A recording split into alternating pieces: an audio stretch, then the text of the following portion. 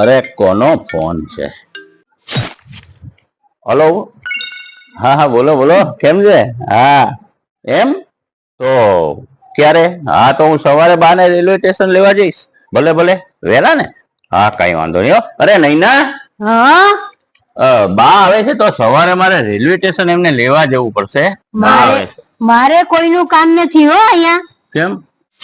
મારે અહીંયા હજી અથાણા છોકરાઓને પરીક્ષા બાકી છે, અથાણા બાકી છે, ઘઉં બાકી છે, મસાલા બાકી છે.